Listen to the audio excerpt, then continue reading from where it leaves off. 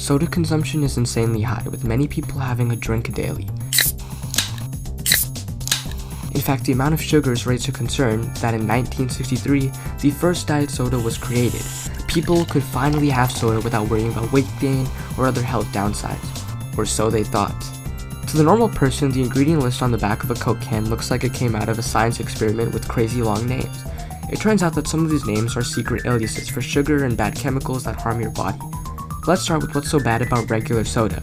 Regular soda has a high sugar content, usually a mix of glucose and fructose. Not surprisingly, studies show that people who drink sugar-sweetened beverages consistently gain more weight than people who don't. But even worse, in one study in children, each daily serving of sugar-sweetened beverages was linked to a 60% increased risk of obesity. So yes, the sugar in soda is bad. But what does diet soda do to solve this problem?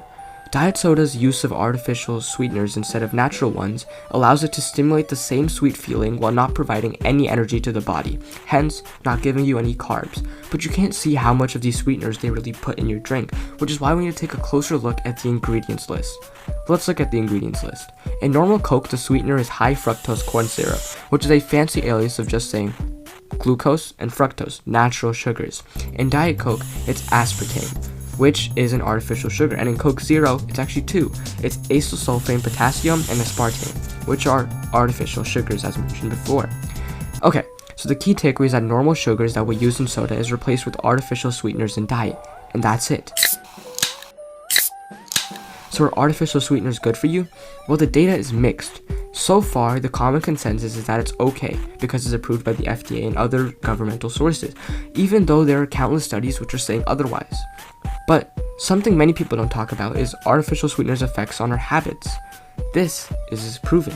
In a study that tested artificial sweeteners to normal sugar, it found that people with artificial sugars were more hungry and craved more food, meaning that whatever sugar you resist by drinking a Diet Coke might get thwarted by an increased need for food in general.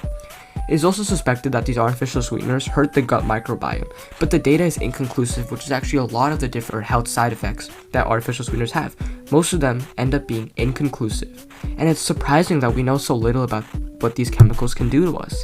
But yes, if you want a soda and you want to save weight, go for a Diet Coke or a Coke Zero. It's better than the natural one. Thank you for watching, and please make sure to subscribe to the channel. We only have like 20 subscribers, and watch this video about Formula 1.